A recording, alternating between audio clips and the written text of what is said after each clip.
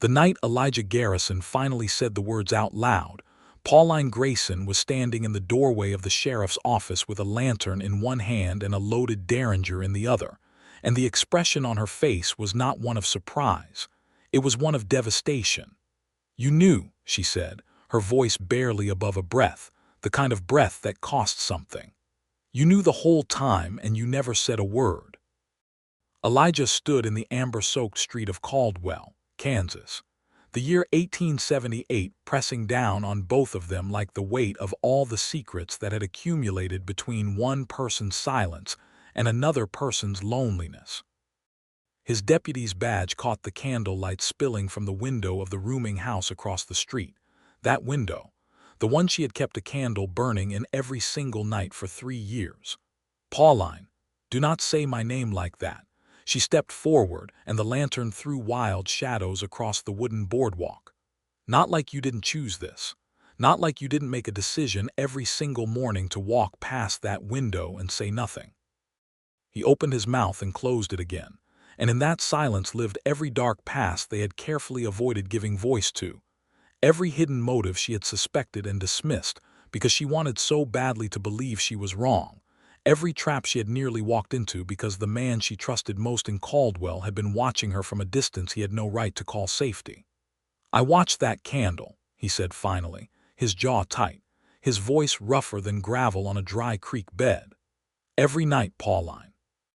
Every single night for 3 years. I watched it from the end of this street and I told myself it meant you were safe, and that was enough for me. It wasn't enough for me." She did not cry. Pauline Grayson had stopped crying the year her husband died and left her alone in a border town with nothing but a deed to a building she did not know how to run and a reputation she had not yet earned. "I was burning that candle because I was afraid, Elijah.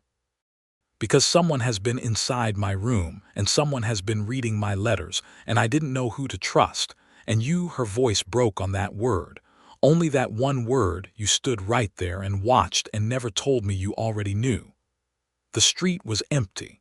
It was always empty at this hour in Caldwell. The cattle drives had slowed with the season, the drovers had moved on, and what was left of the town was mostly women like Pauline and men like Elijah, people who had chosen to stay when leaving would have been easier, people with complicated reasons for remaining in a place that asked so much of them. "I need you to start from the beginning," she said, lowering the derringer, not putting it away, just lowering it. "And I need you to tell me the truth this time, all of it." Elijah exhaled, and 3 years of carefully maintained distance collapsed between them like a fence post rotted through at the base. "All right," he said, "all right, but you're going to want to sit down." It had started, as most things in Caldwell started, with a stranger and a lie. Pauline had arrived in town in the spring of 1875, 24 years old and newly widowed, a woman who carried herself with the particular kind of dignity that comes not from wealth or breeding but from practice. She had practiced being composed when she was frightened. She had practiced being decisive when she was uncertain. She had practiced being unreadable when everything inside her was an open wound. Her husband, Thomas Grayson, had died of a fever outside of Wichita 6 weeks after they had settled the paperwork on the rooming house in Caldwell. It had been a cruel and ordinary death, the kind that left no room for heroism or narrative, just a man there one day and gone the next, and a woman standing in a building she had bought with money she had borrowed from her brother-in-law, who made it very clear in his condolence letter that he expected repayment. Caldwell in 1875 was not a gentle place for a woman alone. It was the last town before Indian Territory on the Kishom Trail, which meant it was loud and rough and full of men passing through with money burning in their pockets and very little patience for the kind of limits that civilization tried to impose on desire. But it also meant there was a tremendous and constant need for a clean room and a decent meal, and Pauline was very good at providing both. She had opened the Grayson boarding house within 2 weeks of arriving, working 18-hour days, learning which suppliers in town could be trusted and which ones would cheat a woman if they thought she wasn't paying attention. She paid attention to everything. It was the habit of survival. Elijah Garrison had been Caldwell's deputy since 1873, appointed by Sheriff Horace Alden, a good man who ran a competent office and believed very firmly that law enforcement in a cattle town required both a fast draw and a slower temper. Elijah had both.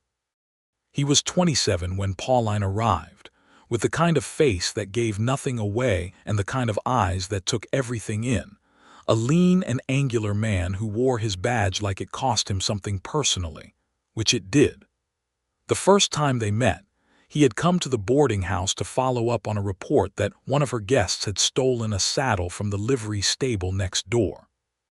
She had answered the door in a flour-dusted apron, handed him a cup of coffee without being asked, pointed him toward the room in question, and then returned to her kitchen without waiting to be thanked. He had thought about that cup of coffee for an embarrassingly long time afterward. It was not that he fell in love with her immediately. That was not quite accurate. What happened was more like recognition, the way you recognize a piece of music you've never consciously heard before but that fits into some space inside you that you didn't know was empty. He recognized her capability, her seriousness, the way she did not perform vulnerability and did not apologize for strength. He recognized in her someone who had also decided that surviving required a certain amount of careful distance from the things that could hurt you. He had kept his distance. He told himself it was respect.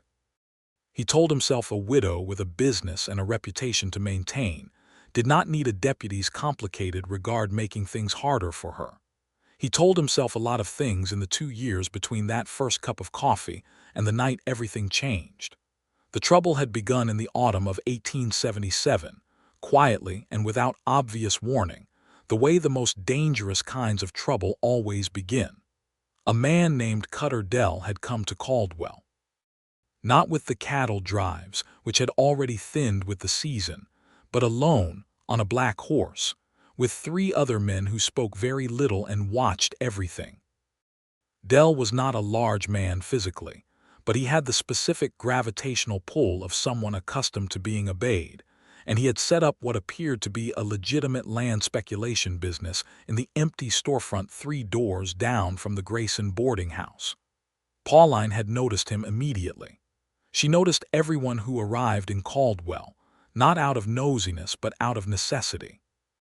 Her boarding house depended on reading people correctly, on understanding who could be trusted with a key and who couldn't, who would pay their bill on time and who needed watching.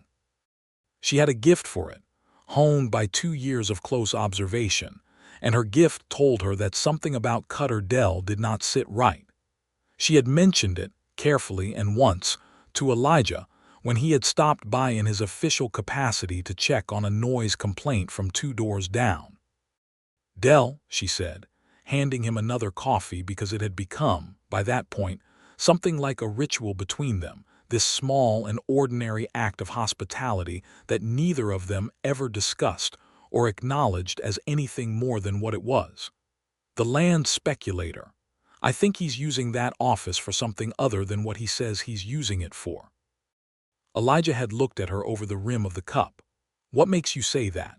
Men come and go at hours that don't make sense for legitimate business.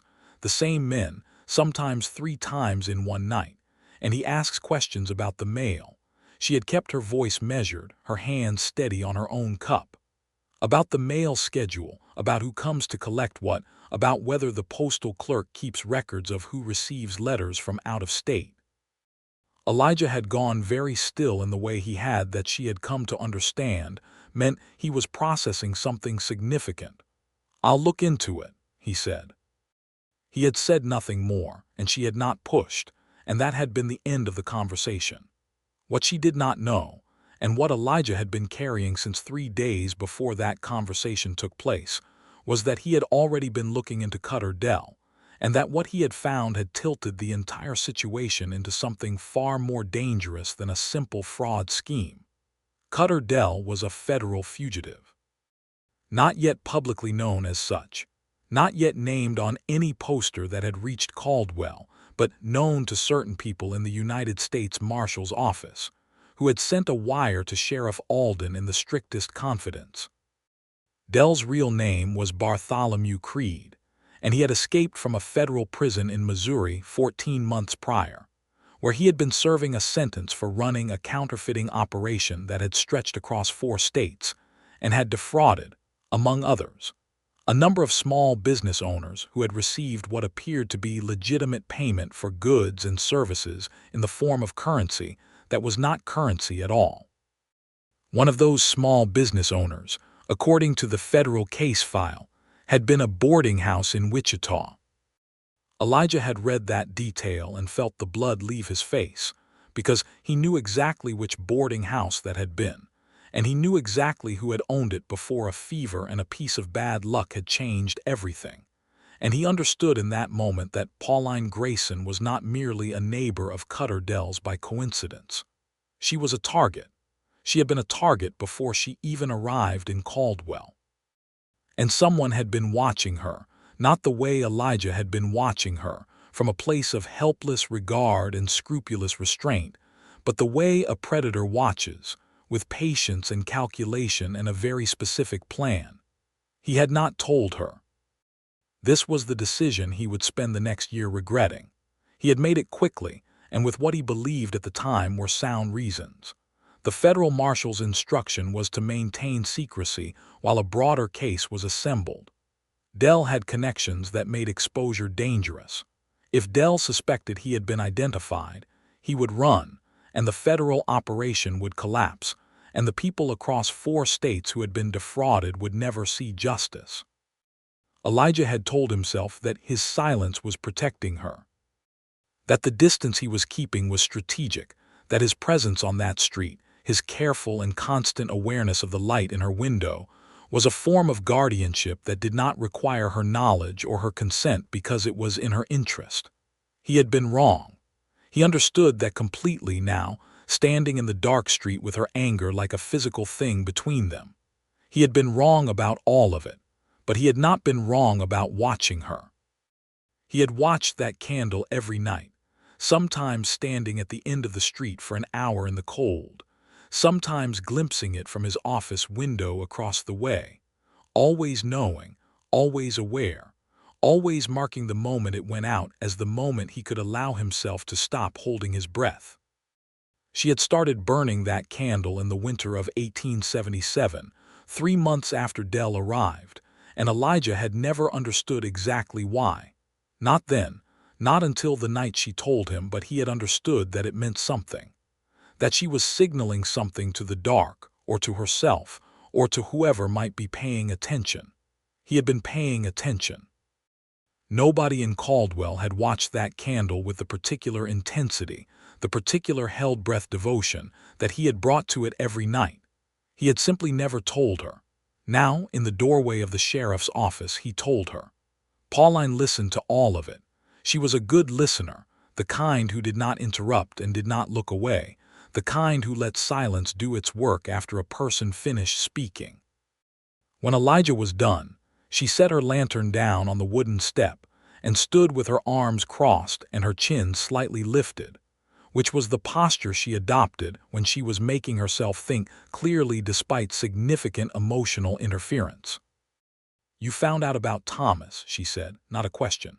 "Yes." Elijah held her gaze. "The counterfeiting case, the Wichita boarding house. I found out 3 days before you came to tell me about Dell's mail schedule. And you didn't think I deserved to know that I was being targeted by the man who ruined us, who may have contributed to the circumstances that killed my husband." Her voice was absolutely level. That was somehow worse than if it had broken. "I was trying to protect the federal investigation. You were trying to protect me, say what it actually was." He was quiet for a moment. "Yes," he said, "I was trying to protect you. From the truth, from the danger." The truth and the danger were the same thing in this case, Pauline. She looked at him for a long time. The candle was still burning in her window across the street.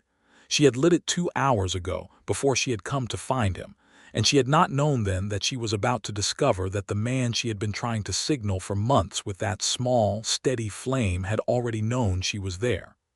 "Tell me the rest of it," she said. "Tell me what's happening now. Because something broke open tonight, or you wouldn't be standing here with that look on your face." Elijah reached into his jacket and produced a folded piece of paper. A telegraph message, received that evening from the federal marshal's office in Topeka. He held it out to her.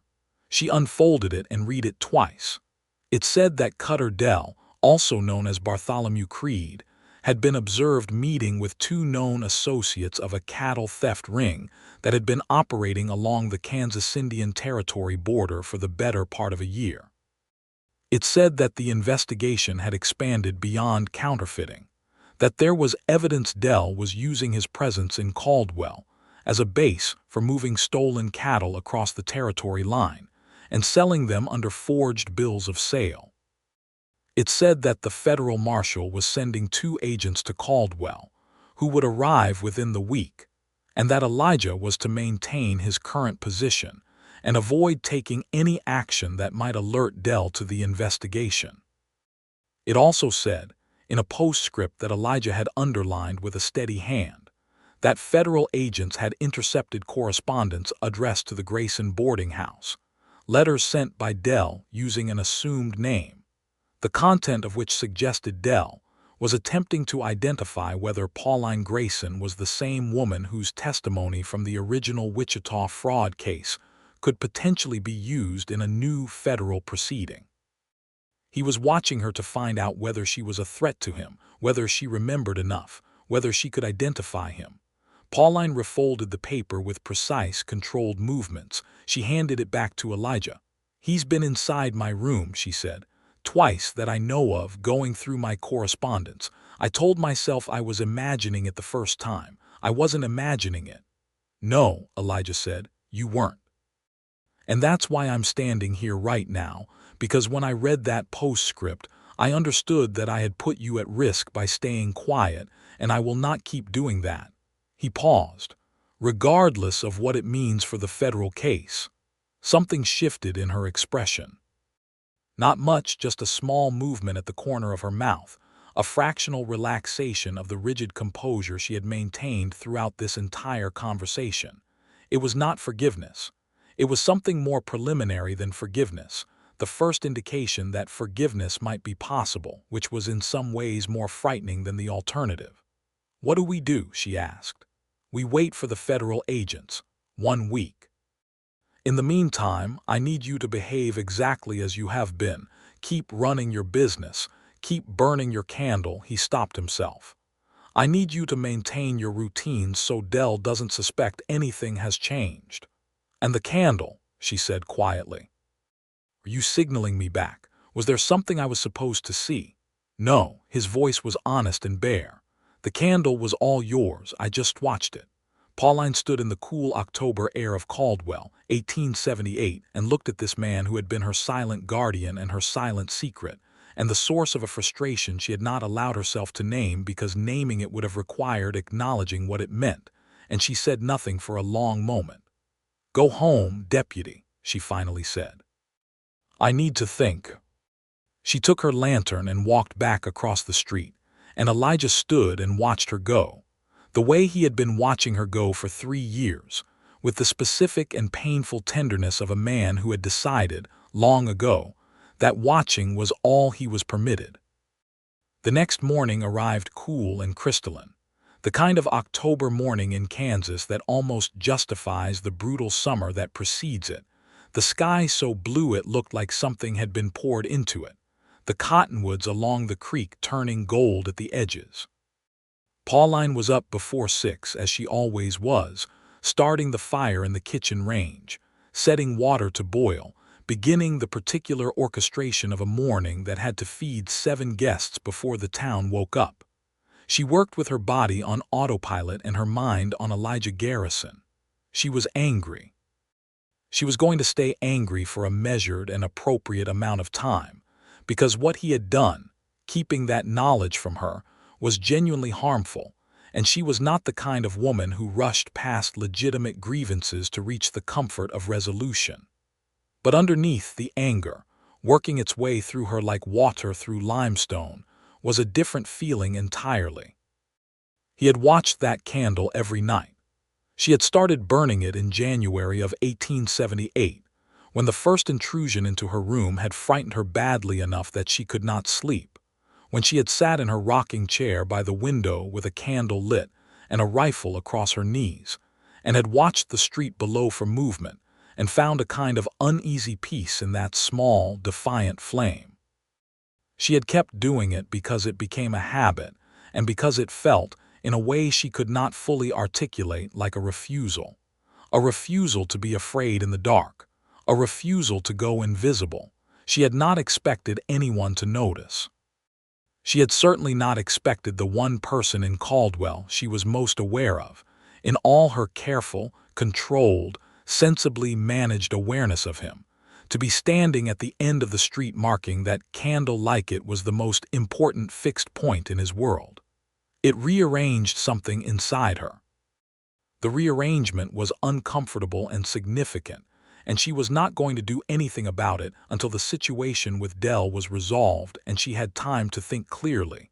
But it was there, undeniable, the small seismic shift of understanding that you have been seen by someone, and that the seeing was done with extraordinary care.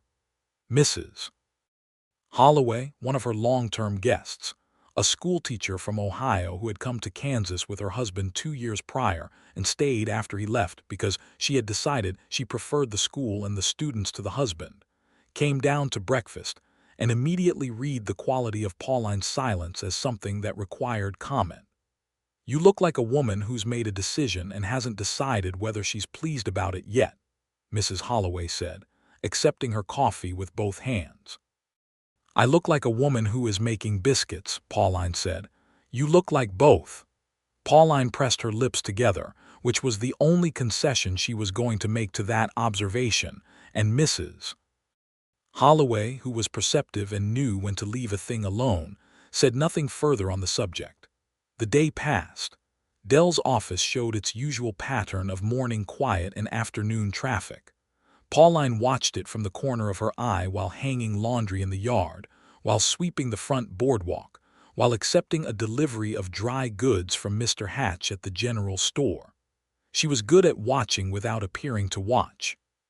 She had learned that from Thomas, who had been a careful and methodical man, and she had refined it in the years since his death into something close to an art form.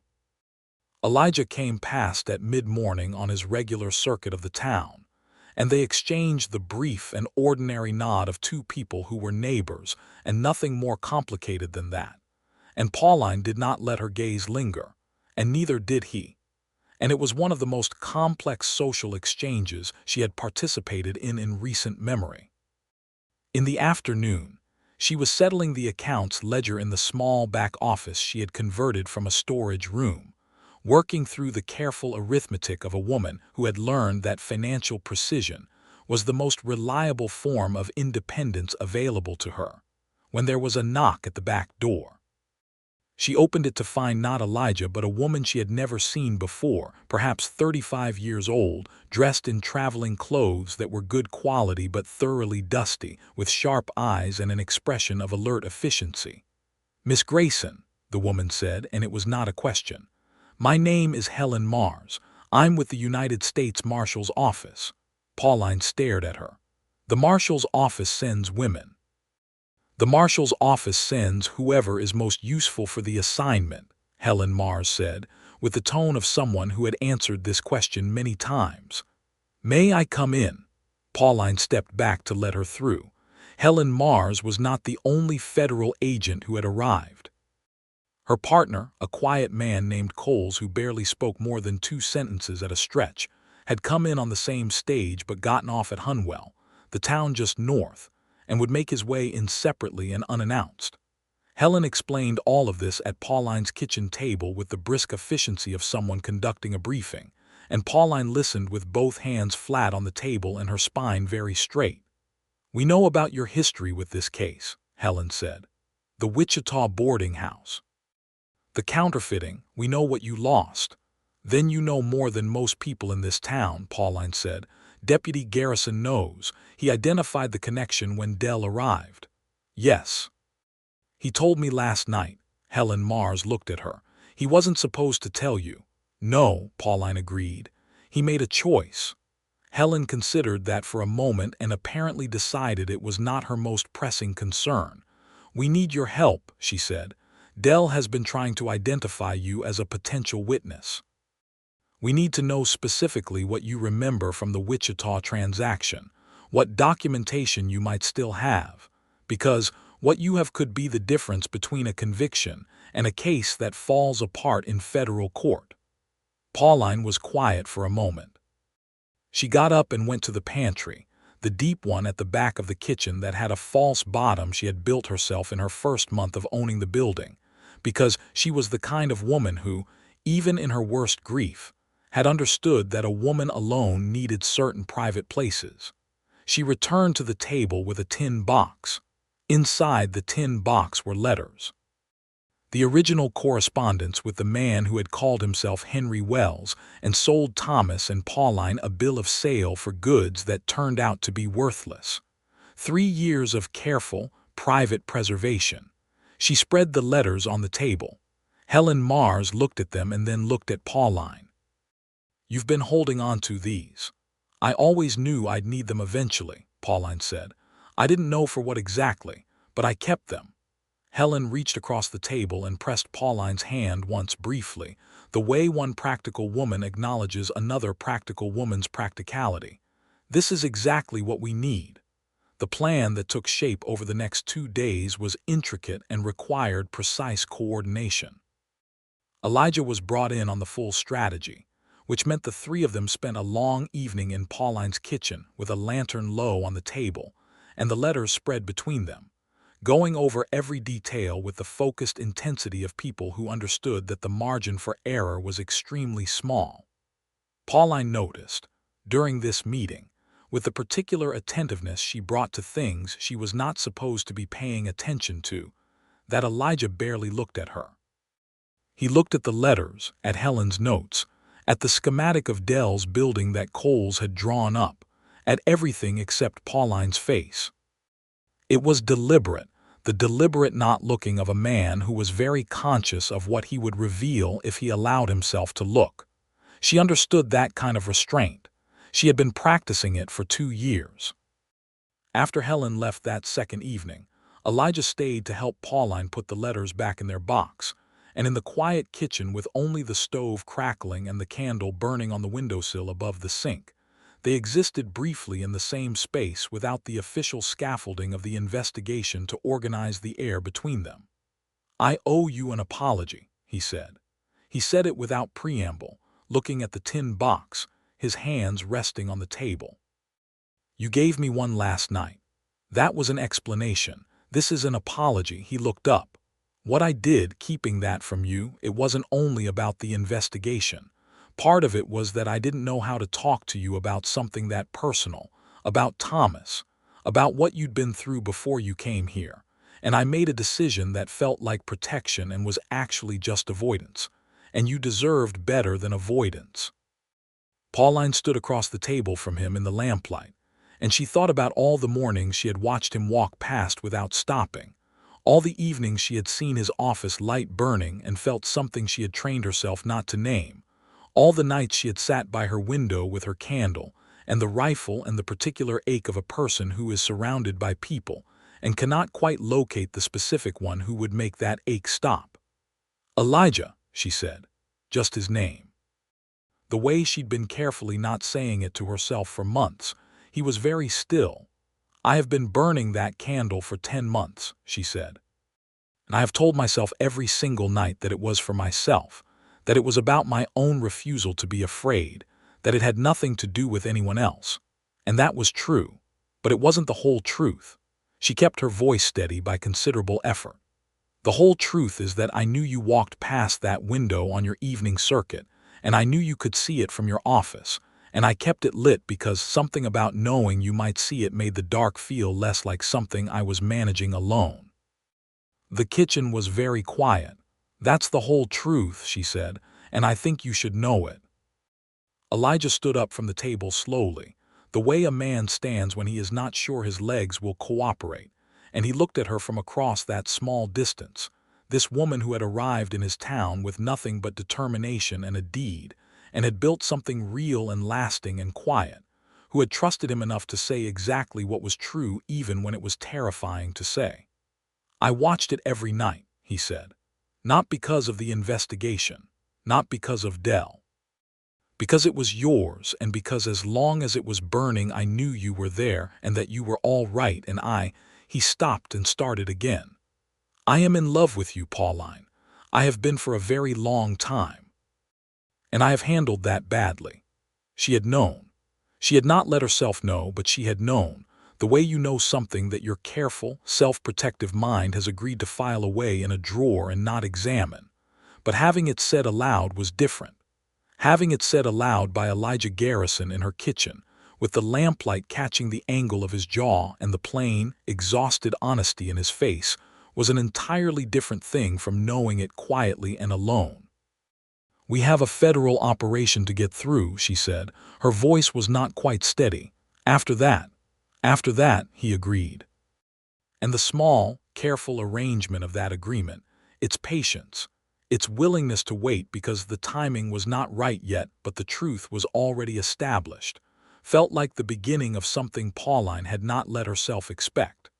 The week that followed was one of the most technically demanding and emotionally complicated weeks of Pauline Grayson's life, which was saying something, given what her life had already contained.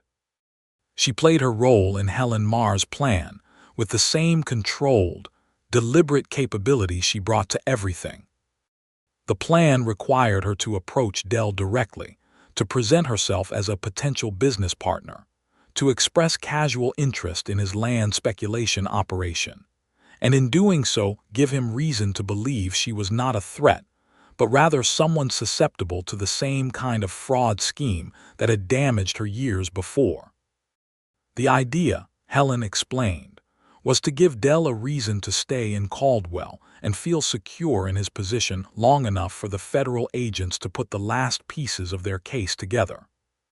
It required Pauline to have 2 conversations with a man who had, in all likelihood, played a role in destroying her family's financial stability, and adding a layer of stress to an already difficult period that had contributed to Thomas's deterioration. She walked into those conversations carrying that knowledge and not showing a single thread of it, and she was very, very good. Dell was charming in the way that practiced, dangerous men can be charming, full of easy warmth and calculated attention. He had brown hair going gray at the temples and hands that were too smooth for the kind of work he claimed to do, and he looked at Pauline with the specific appraising attention of a man who was simultaneously assessing her as a potential asset and a potential threat, and trying to determine which was more pressing. "Mrs. Grayson," he said, when she came to his office on a Wednesday morning with a basket of preserves she had decided to use as a pretext, "I've been meaning to introduce myself properly. Your establishment is the finest thing in this town. It keeps me busy," she said pleasantly. "I understand you're in land speculation. My late husband had some dealings in that area." She watched Dell's face for a reaction. There was one, small and quickly controlled, a fractional tightening around the eyes that told her he had just filed something away. "Is that right?" he said. "What kind of dealings?"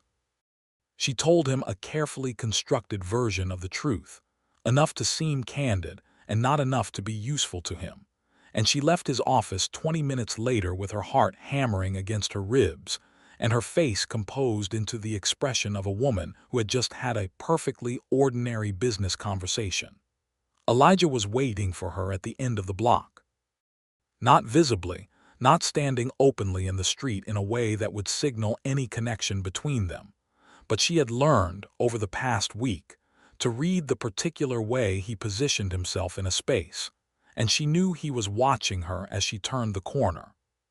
She gave him a tiny nod, which was all the signal they had agreed upon, meaning the conversation had gone as planned and she was all right, and she did not stop walking, and he did not move, and between that nod and his stillness there was the compressed language of 2 people who had learned to communicate in small and careful increments.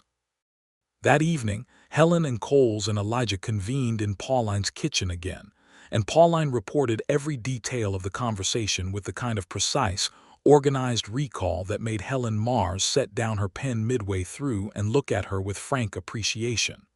"You have an exceptional memory," Helen said. "I've had to," Pauline replied simply. Elijah was quiet through most of the meeting. He was the quietest version of himself that Pauline had encountered, which was saying something. And when their eyes met across the table, she saw something in his that she was increasingly unable to categorize as anything other than tenderness of a very specific and targeted variety. After the meeting, when Helen and Coles had gone, Pauline was washing the cups at the basin and Elijah was putting on his jacket to leave, and he paused at the back door with his hand on the frame, and he said without turning around, "You were extraordinary today." "I was doing what was necessary," she said, because that was what she always said. "Both things can be true," he said, and he left. She stood at the basin with her hands in the water and thought that he was, inconveniently and at a deeply impractical time, exactly right. The arrest happened on a Thursday, 6 days after Helen Mars had knocked on the back door. It happened quickly and without violence, which was the outcome Elijah had spent the better part of 2 months working toward, and it was, in Helen's professional assessment, one of the cleanest federal apprehensions she had participated in. Dell, who had by that point been observed conducting 2 separate transactions involving forged cattle bills of sale, and had been positively identified by Coles from the original Missouri case file, was taken from his office at 10 in the morning, with the particular implosion of a man who has spent his entire adult life being more clever than everyone around him, and has finally encountered a situation where he is not. Pauline watched from across the street from the boardwalk in front of her boarding house with her hands folded in front of her and her face giving nothing away. Mrs. Holloway appeared at her shoulder. "Is that the land speculator?" "It was," Pauline said. "What did he do?" "A great many things to a great many people over a long time," Pauline said. "He'll answer for them now." Mrs. Holloway clicked her tongue and went back inside, because the school day was starting and she had students who required her attention, and Pauline remained on the boardwalk until the federal agents had Dell in a wagon and it was moving out of sight, and then she exhaled for what felt like the first time in 6 days. She was still standing there when Elijah came across the street. He stopped in front of her, close enough that she could see the dust on his jacket and the specific quality of relief on his face, the relief of a man who has been carrying a very heavy and very particular burden for a long time and has just been permitted to set it down. "It's done," he said. "Yes," she said. They stood there in the October sunlight, the street of Caldwell resuming its ordinary noise around them, and Pauline thought about the distance that had existed between them for 3 years, and how it had been maintained by choice and by circumstance, and by the kind of rigorous, exhausting discipline that 2 people exercise when they are afraid that something genuinely good will be ruined by moving toward it too quickly. "I believe," she said carefully, "that you mentioned something about after." His eyes crinkled at the corners. It was the first time she had seen him come close to smiling with his whole face, and it rearranged the familiar architecture of his expression into something that made her chest feel peculiarly full. "I believe I did. I'd like," she said, with the particular precision of a woman who had spent 3 years choosing her words carefully, "to have dinner with you, not in a professional capacity, not in relation to any investigation or criminal proceeding. Just dinner," he said. "Just dinner," she confirmed. "Yes," he said, "I'd like that very much." Dinner was at her kitchen table, 2 evenings later, and it was the simplest and most significant meal Pauline had prepared since she had started cooking in earnest after Thomas's death. She made rabbit stew with the thyme that Mrs. Holloway grew in the small kitchen garden out back, and cornbread, and a dried apple pie that she had been meaning to make for weeks. And she set the table with the good china she almost never used because she had never felt the occasion was sufficient. Elijah arrived at 6 with his hat in his hands, which she had never seen him do before, always arriving in his official capacity with his hat firmly on. He noticed the china and did not comment on it, which was the right choice, and he helped her carry the pot to the table with the naturalness of someone who has cooked enough of his own meals to understand that hot things are heavy. They talked for 3 hours. She had not known how much she wanted to talk to him until they started. Not about the investigation or about Dell, or about the complicated web of professional obligation that had structured every conversation they had had for months, but about everything else, about the places they had each come from, about the particular gravitational pull of Kansas that had kept them both here when they could have moved on, about books they had read and opinions they had about things that mattered and things that did not matter at all.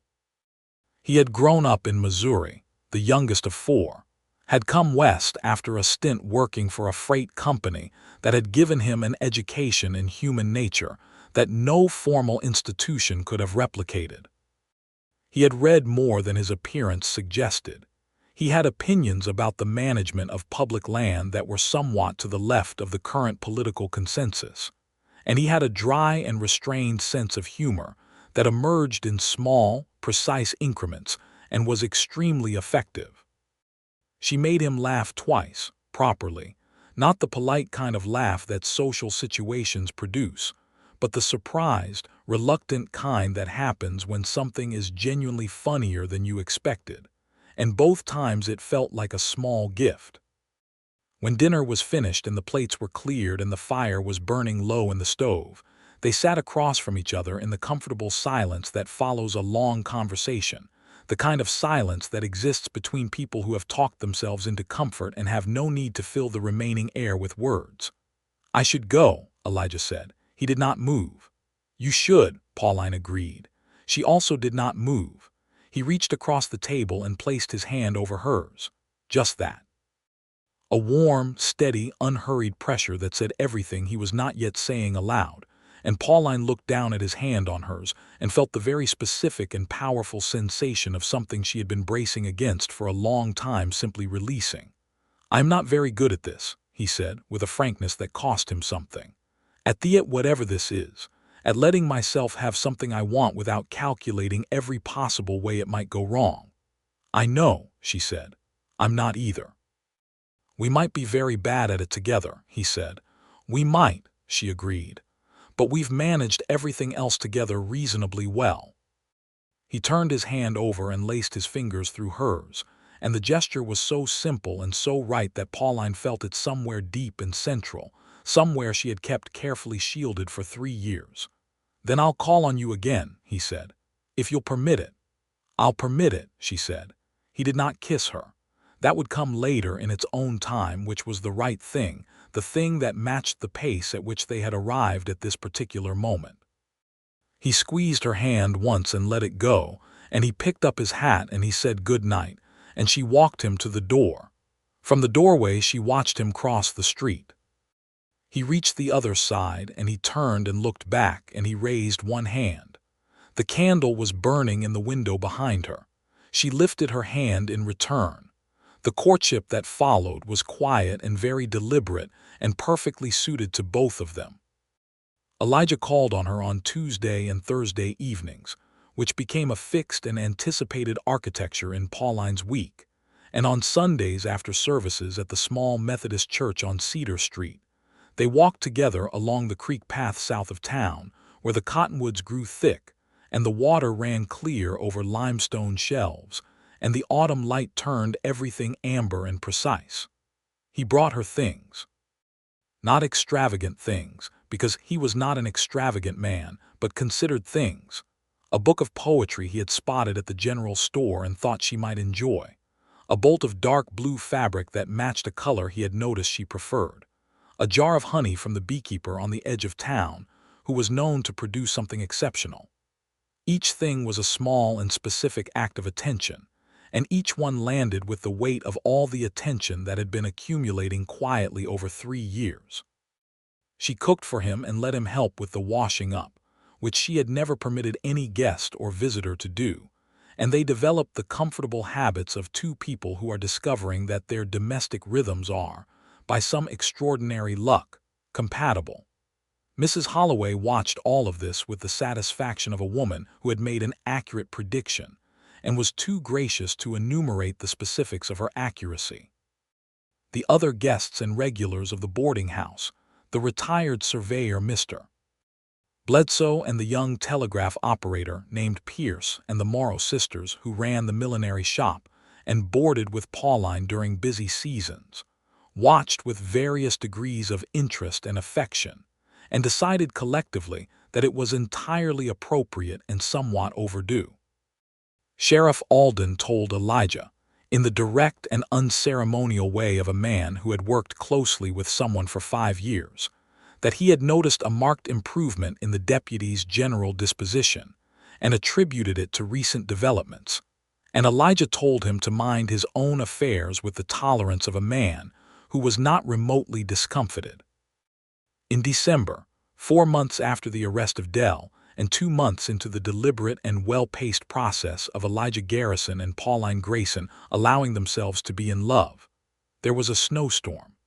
It was the kind of Kansas snowstorm that arrives with very little warning and then imposes itself completely on the landscape, blanketing Caldwell in 2 feet of snow overnight and effectively halting all movement that was not strictly necessary.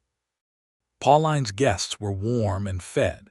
She had stocked provisions in early November as she always did, and the boarding house functioned with its usual orderly competence through the first day of the storm.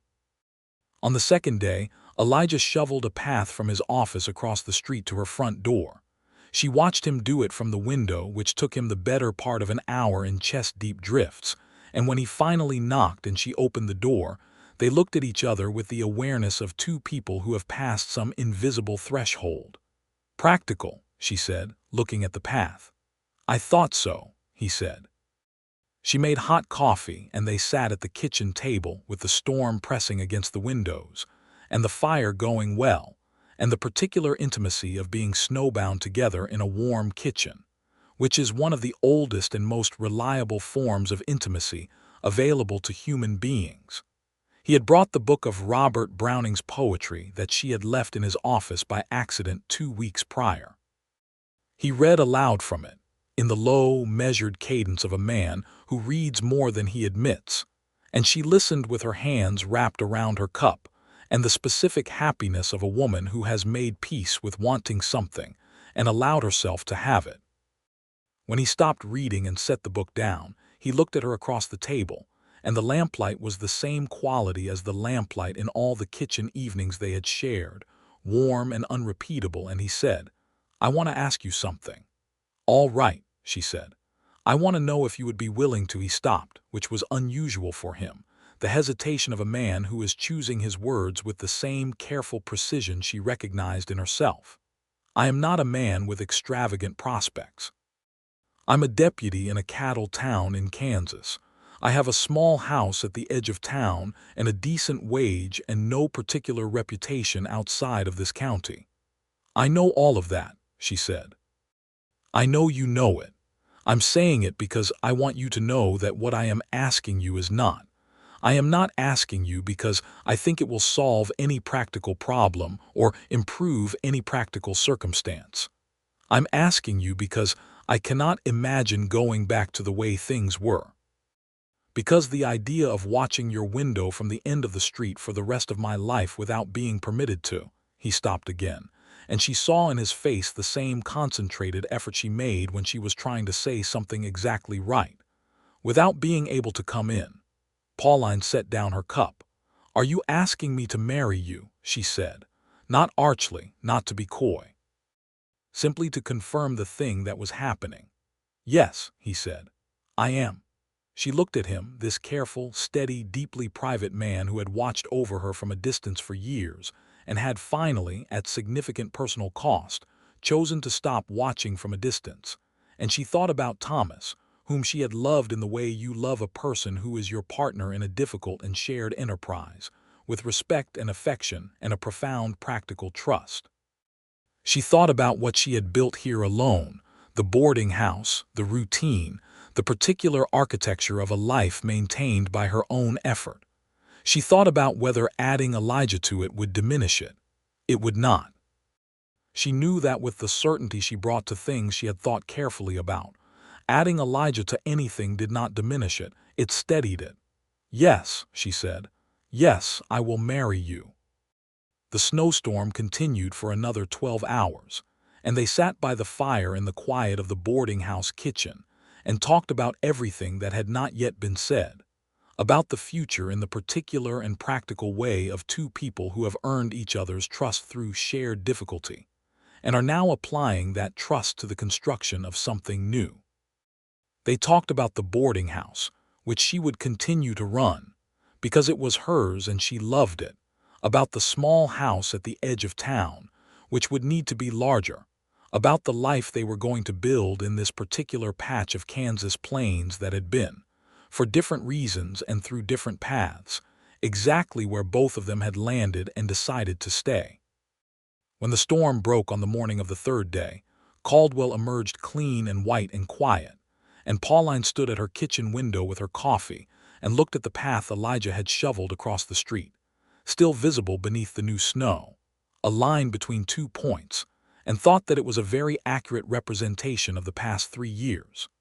They were married in February 1879 at the Methodist Church on Cedar Street, in a ceremony that was small and practical and entirely sincere. Mrs. Holloway stood up with Pauline, and Sheriff Alden stood up with Elijah, and the whole of the regular population of the Grayson boarding house attended, which was to say the retired surveyor, the telegraph operator, the Morrow sisters, and a young couple who had arrived in January and were trying to decide whether to go further west or plant themselves where they were. Pauline wore the dark blue fabric Elijah had brought her, made up by the best seamstress in Caldwell into a dress that was not a wedding gown in the traditional sense, but was exactly right for the person wearing it. She carried the book of Browning's poetry instead of flowers, which was an unconventional choice that everyone who knew her found entirely predictable. Elijah wore his best suit and left the badge in the office, because this particular event was not an official occasion, and when he saw her coming down the aisle toward him, which was a short aisle in a small church and still one of the longest walks of his life, he looked at her with an expression that Mrs. Holloway would later describe as the face of a man who can't believe his luck and is afraid to say so aloud in case someone takes it back. The minister, a gentle man named Reverend Crane, who had been performing services in Caldwell since before the cattle drives began and had seen the town through many iterations of human behavior both inspiring and not, said the words that needed to be said, and Pauline and Elijah said the words that needed to be said back, and it was done with a simplicity that suited them both. That evening, after the small celebration at the boarding house that Mrs. Holloway had organized with characteristic efficiency, involving ham and good whiskey and the dried apple pie that had become, somewhere in the preceding months, Elijah's favorite thing Pauline made, they walked through the quiet February streets of Caldwell to the boarding house that was now, formally and permanently, as much his home as it was hers. The candle was burning in the window. Pauline had lit it before she left for the church that morning out of habit, and now it cast its small, steady light into the dark winter street. Elijah stopped on the boardwalk and looked at it. "You can stop watching it from the street now," Pauline said. "I know," he said. He turned to her. "It looks different from inside." "How different?" "Better," he said simply. She took his hand and they went in together, and the candle burned in the window all night, not as a signal or a defense or a quiet and unanswered question, but simply because it was a source of light, and they were inside, and it was theirs. The spring of 1879 came in with the particular exuberance that Kansas springs have when they are being cooperative, which is not always. The prairie went green in a progression that moved south to north like water being poured, and the cattle drives began again along the Kisham Trail with their usual loud and lucrative chaos, and the Grayson boarding house was full, which meant Pauline was working from 5 in the morning until well past dark, and Elijah was doing the same in the sheriff's office, and their marriage was very much a marriage of two people who understood that love and work are not separate categories. They were good at this. The boarding house settled around Elijah naturally. He fixed things that needed fixing. He handled the occasional difficult guest with an authority that required no raised voice and left no lasting drama. He brought the easy confidence of a man who was accustomed to managing situations, and applied it to a domestic context with a kind of practical grace that Pauline found, on a daily basis, quietly remarkable. She saw the way the town had shifted in its regard for both of them. People who had always been respectful of Pauline now had the additional layer of Elijah's particular reputation behind that respect, and she was clear-eyed enough to acknowledge that this additional layer made certain things easier. When the new cattle buyers arrived in March, and one of them made a comment about the rates she charged that was not quite respectful enough, Elijah appeared from the kitchen doorway with a cup of coffee and the specific quality of stillness that functioned in his case as a more effective warning than most men's loudest threats, and the buyer reconsidered his tone immediately. She told him afterward that she was capable of managing her own guests. "I know that," he said. "I was getting coffee." "You were not getting coffee." "I was already up," he said, with the unreadable expression she had learned by now to read very accurately, and she let it go because she also acknowledged privately that it had been gratifying. In June, she told him she was expecting. She told him in the kitchen in the morning while he was drinking his coffee and reading the weekly paper that came in from Wichita, because she was not a woman who staged announcements. She said it the same way she said most important things, directly and without embellishment, and he looked up from the paper with an expression that moved through several distinct phases in rapid succession: surprise, calculation, as he processed what it meant, and then something so unguarded and so warm that she felt it in her throat. He put down the paper and he stood up and he came to where she was standing at the stove and he put his hands on either side of her face, which he had never done before, and he said, "Pauline." "Yes," she said, acknowledging all the things contained in the way he had said her name. "Is everything, are you well?" "I am very well," she said. "I've spoken with Dr. Mills. Everything is straightforward." He stood with his hands on her face for another moment, just looking at her, and she let him, because the looking was a different thing now than it had been when he was watching from the end of the street. The looking now was shared. The pregnancy was, by the standards of frontier pregnancies in 1879, uncomplicated. Pauline was healthy and practical, and she continued running the boarding house until 2 weeks before her due date, at which point Mrs. Holloway essentially organized a gentle mutiny and began managing the daily operations herself, with assistance from Pierce, the telegraph operator, who turned out to be an extremely competent cook in addition to his primary vocation.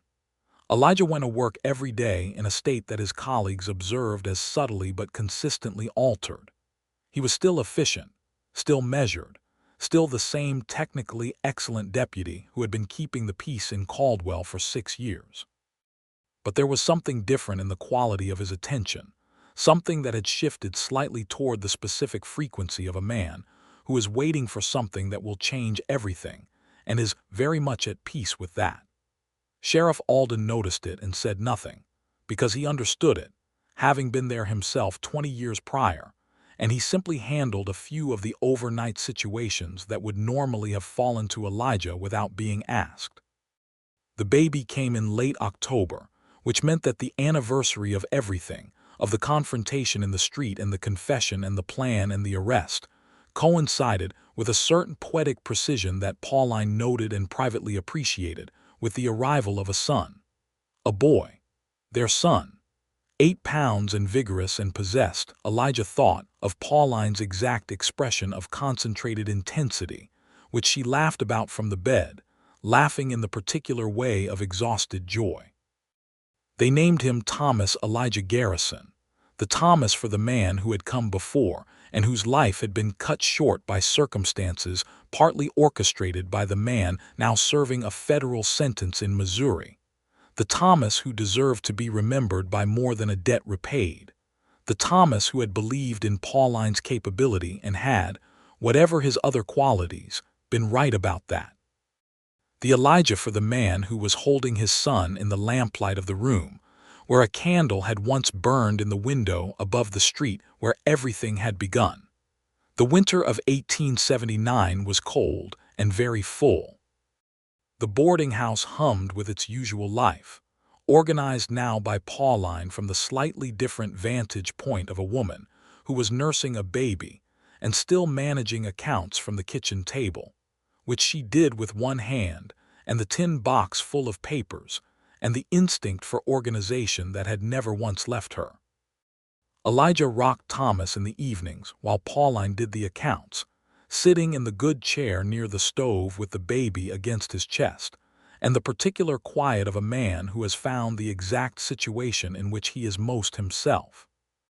He read aloud sometimes, not Browning now but simpler things, stories and the newspaper, and once, memorably, the entire set of regulations governing the handling of impounded cattle, which Thomas received with the same attentive equanimity as everything else, and which Pauline found so fundamentally ridiculous and so entirely characteristic that she had to put down her pen and press her face into her hands to contain the laughter. "He needs to know these things," Elijah said, perfectly straight-faced. "He is 3 months old," Pauline said, lifting her face. "It's never too early to establish good habits," Elijah said, and she laughed again, properly this time, and he watched her laugh with the particular expression that had become, in the space of 1 year, one of his primary and most reliable sources of uncomplicated happiness. In the spring of 1881, Pauline fell pregnant again, this time discovering it earlier and telling Elijah under similar circumstances: the kitchen, the morning, the direct and unbothered announcement. Thomas was 18 months old and making his exploratory way through every corner of the boarding house with the fearless and exhausting thoroughness of a child who has inherited both his mother's determination and his father's capacity for systematic inspection. "Two," Elijah said. "Two," Pauline confirmed. He turned to Thomas, who was sitting on the kitchen floor with a wooden spoon and a pot, conducting some private experiment in sound. "You're going to have a sibling," Elijah told him. Thomas banged the pot twice with the spoon, which seemed to indicate his acceptance of the situation. The second baby was a girl, born in December of 1881, who arrived considerably faster than Thomas had and with considerably more immediate vocal capacity, making her presence known to the entire boarding house within the first 5 minutes of her existence, with the focused authority of someone who has arrived and intends to be noticed. They named her Clara Jean Garrison. Clara for Pauline's mother, Jean for no one in particular, but because it sounded right alongside Clara, which was a thing Pauline had learned about naming. Sometimes it simply sounds right. Elijah looked at Clara Jean with the slightly stunned expression of a man encountering something he had no framework for, specifically a very small daughter, and then he looked at Pauline, who was watching him from the bed with the composed and luminous exhaustion of a woman who has just done something extraordinary and knows it, and he said, "She's perfect." "She's extremely loud," Pauline said. "That's also perfect," Elijah said. It was. All of it was, in the way that things which are genuinely good are also genuinely complicated and messy and occasionally overwhelming, and still, fundamentally, more than you had permitted yourself to hope for. The boarding house expanded in 1882. The back portion that had been a storage yard was converted with the help of 3 carpenters and considerable input from Pauline into 2 additional rooms and a proper sitting room for guests, funded by the proceeds of 5 years of good management and careful accounting. Elijah did not suggest it or organize it. He helped when asked, deferred to her expertise in matters of design and logistics, and contributed to the financial planning with the focused attention he brought to everything that mattered. It was a collaboration of 2 people who had each built things alone and had discovered through practice that building together was not a compromise of independence, but an amplification of it. Sheriff Alden retired in the fall of 1882, at 61, with a respectable ceremony at the town hall, and a gift from the residents of Caldwell that included a new horse and several bottles of a whiskey far superior to anything available locally. He gave his recommendation to the town council and to the incoming sheriff, a good man from Winfield named Pierce, in strong terms. Pierce offered Elijah the position of chief deputy, which came with more responsibility and a modest increase in wages, and which Elijah accepted after consulting Pauline, not because he needed her permission, but because he had found that consulting her on significant decisions was one of the most reliably useful things he did. "Take it," she said, without hesitation. "It'll mean longer hours some weeks." "You've been working long hours since before I knew you," she said. "At least now you'll be better paid for it." He took it. He was very good at it, better than he had been as a deputy in ways that surprised even him, because the position required a different kind of judgment, less reactive and more administrative. And it turned out that the same qualities that had made him careful and deliberate as a deputy made him effective and trusted as a chief deputy. Caldwell changed around them, the way cattle towns change in the early 1880s as the trails shift and the railroads expand, and the particular economic ecosystem that had sustained the town begins to evolve. The big drives along the Kisham Trail were winding down. The quarantine laws in Kansas were pushing cattle traffic westward, and Caldwell, which had been the last town before the territory, found itself in a different kind of position as the territory itself changed. Pauline read these changes with the same careful attention she had always brought to the world she operated in, and she adapted the boarding house accordingly. As the cattle trade shifted, she shifted, adding services, refining the experience, building relationships with the newer breed of settlers and businesspeople who were moving into the territory as it opened, people who needed a reliable and well-run establishment and were willing to pay for it. She was very good at what she did. This was not an accident.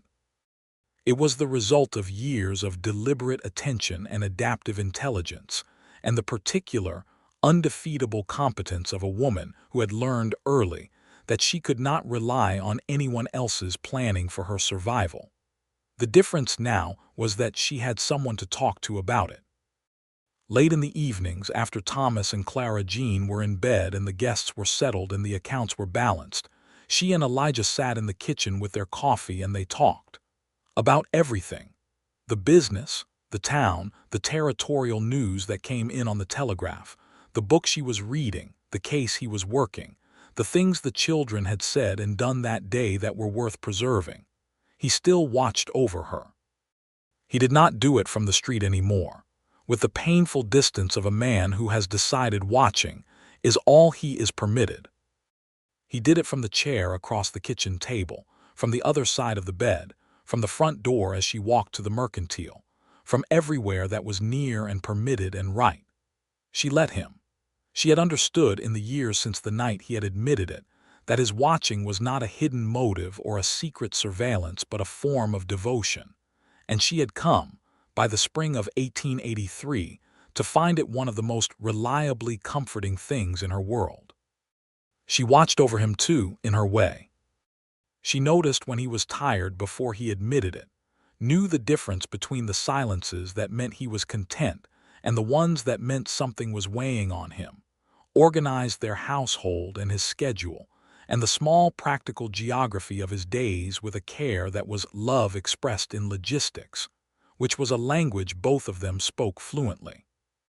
Thomas grew into a serious, observant child who looked like Elijah and thought like Pauline, which was a combination that his teachers found both impressive and occasionally challenging. He was curious about the law, about the way the town worked, about why certain things were decided the way they were, and Elijah took his questions seriously and answered them with the same considered directness he brought to every honest conversation. Clara Jean grew into someone quite different, vivid and social, and possessed of a charm that she had apparently invented entirely on her own, since neither parent could quite locate where it had come from, the ability to walk into any room and make everyone in it feel immediately glad she was there. She was also, as she had announced herself to be on the day of her birth, extremely loud about her opinions. "She gets that from you," Elijah told Pauline, when Clara Jean, at age 3, conducted a highly principled and extended argument with Mrs. Holloway about the correct method for hanging laundry. "She does not get that from me," Pauline said. "You argued with me for 45 minutes last week about the best way to stack firewood." "I was correct," Pauline said. "You were," he agreed, which was both true and tactically wise. In the summer of 1883, the federal trial of Bartholomew Creed, also known as Cutter Dell, concluded in a Kansas City courtroom with a conviction on multiple counts of fraud, counterfeiting, and criminal conspiracy related to the cattle theft ring. The sentence was substantial.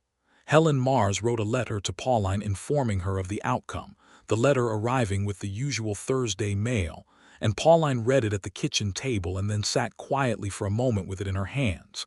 Elijah was at his desk across the table, writing a report. He looked up. "The conviction," she said. He set down his pen. "It doesn't bring Thomas back," she said. "It doesn't return the money or the time or the year we didn't have because of what he did." She paused. "But it's right, it's the right outcome." "Yes," Elijah said. He did not qualify it or elaborate. He understood that she was processing something she needed to process in her own way, and he held the space for it with the same quiet steadiness he had always brought to the difficult things. She folded the letter and put it in the tin box, next to the original letters that had been entered as evidence, and then returned to her after the trial. She closed the lid. The box had held her secrets and her evidence and her small, preserved proofs that certain things had happened, and that she had not imagined them, and it had served its purpose, and now it could hold the outcome, too. That evening she burned the original fraudulent correspondence in the kitchen stove, one letter at a time, methodically and without ceremony, and Elijah sat with her while she did it and said nothing, which was the exactly right thing. When it was done, she sat back and looked at the stove. "All right," she said, and she meant it. By 1884, Caldwell was changing its character in earnest, the wild peak of the cattle town era giving way to something more settled, the transient population of drovers and gamblers, and traveling merchants giving way to families, farmers, the steady accumulation of people who had decided to root themselves in the Kansas soil and build something lasting. The Grayson boarding house had always been among the most respectable establishments in town, and it adapted to this new era smoothly, becoming less a transit stop for cattle workers and more a reliable and well-regarded institution for the permanent and semi-permanent population. Pauline was 33 years old in 1884, with 9 years of Caldwell behind her and 2 children, and a husband and a business, and the kind of life that looks, from the outside, like exactly what it is. The result of extraordinary sustained effort applied with intelligence and will. She did not think of herself as remarkable. She thought of herself as someone who had done what was necessary, which was both accurate and a significant understatement. Elijah, at 38, had become one of the most trusted figures in Caldwell's law enforcement, and when the town council began discussing the possibility of Caldwell being incorporated as a proper city with expanded municipal institutions, his name came up repeatedly as someone who should be involved in that process. He consulted Pauline. "It'll mean politics," she said. "Yes, you hate politics." "I find them taxing," he said, which was the most diplomatic characterization she had ever heard him offer of anything. "But you're good at the underlying work." "Yes." "Then do it," she said.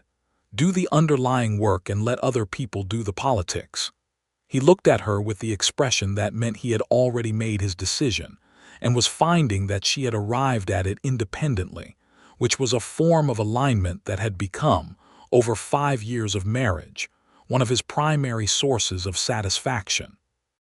She was in the kitchen in the late autumn of 1884, doing exactly what she had been doing 9 years prior when all of this had started. The accounts, the planning, the careful maintenance of a life she had built with her own hands. And she looked up from the ledger and out the window at the street below, which was quiet in the late afternoon light, and she saw Elijah coming along the boardwalk from the direction of the sheriff's office. He had not seen her yet. He was moving with his usual contained efficiency, hat down against the cold, badge catching the gray November light. And she watched him for a moment, just that, watched him the way he had watched her window all those years ago, with the specific and tender attention of someone who is tracking the most important fixed point in their world. He looked up and saw her in the window. He stopped. He raised a hand. The gesture was the same one they had exchanged on the night everything began, the same one she had returned from the doorway with the candle burning behind her, but it meant something different now. It meant, "I see you, I'm here. The distance between us is nothing and temporary and by choice." She raised her hand back. He came inside. She heard his boots on the stairs, the particular pattern of his walk that she could identify in the dark. And then he was in the kitchen doorway with his hat in his hands, which he still did sometimes. This man she had married, this small and charming throwback to the way he had stood at her door in February of 1879 with his hat in his hands and his whole self entirely present. "The children are at Mrs. Holloway's until 6, Pauline said. "I know," he said. "I made coffee." "I can see that." He came in and sat across the table from her, and she poured, and they sat in the November afternoon in the kitchen of the boarding house with the accounts and the coffee between them, and it was entirely ordinary, and it was more than she had known how to ask for. "Are you happy?" he asked. He asked it the way he asked important things, without preamble, looking directly at her. She thought about the question with her characteristic care. About the hardship that had preceded this, about Thomas, about the counterfeiting and the fraud and the fear, and the 3 years of quiet watching from either side of a street. About the conversation in the doorway of the sheriff's office with a lantern and a derringer, and the accumulated weight of everything she had not been told. About the kitchen table and the letters and the plan and the arrest. About the first dinner with the good china, about the snowstorm and the path shoveled through the drifts, about the wedding in February with the blue dress and the book of Browning. About Thomas Elijah Garrison, sleeping in the next room over with the serious concentration of a child who approached even rest as something worth doing properly. About Clara Jean, who was at this moment presumably being indulged by Mrs. Holloway in ways that would have consequences for tomorrow's breakfast. About this man across the table from her, who had watched her window with an attention that nobody else had brought to anything she had ever done, and who had finally, at significant personal cost and in the right moment, admitted it. "Yes," she said, "enormously." He reached across the table, the same gesture as that first evening, his hand over hers, steady, warm, certain. "Good," he said. "So am I." The candle was burning in the window. It had been burning there in one form or another, through all of it, through the fear and the secrets and the investigation and the love that had come slowly, and then all at once, and then settled into something deeper and more durable than either of them had known how to expect. It burned because someone had put a flame to it and chosen not to let it go out, and because someone else had been watching it, from the cold dark of a Kansas street, with more care than anyone had ever brought to anything so small. It burned because they were inside, both of them together, and that, Pauline thought, watching the flame hold steady in the November window, was the whole truth of it. Not the hidden motives or the dark past or the investigation that had tried to define the space between them. Not the secrets or the forced choices or the long months of watching and being watched from opposite sides of an impossible distance. The whole truth was this kitchen and these hands and this man who had finally said aloud what he had always known. The whole truth was that it had always been love. They had simply had to find their way to the place where it was safe to say so. Outside, the street of Caldwell was quiet and cold, and moving through its ordinary evening. The cattle drives were a fading memory now. the town becoming the kind of place where families built houses with intention, where the roots went down into the limestone and the prairie grass and held. The wild era of it was not entirely over, and there would be more difficult seasons ahead, because that was the nature of the frontier and of life on it. But what Pauline and Elijah Garrison had built together was the kind of thing that holds through difficult seasons. It was built of honesty and of work, and of the small, daily, unchoreographed acts of two people who had decided that being known by another person was worth the risk of it. It was built of a candle in a window and a deputy at the end of a street who could not make himself look away. It was built of the moment he finally admitted it, and the moment she said yes, and every ordinary, extraordinary moment that had followed, and all the moments still to come. Thomas and Clara Jean growing up in the rooms above the boarding house, the accounts balanced, the coffee made, the accounts of their lives written in the particular and unrepeatable language of people who had found each other and chosen to stay. The candle burned. They were home.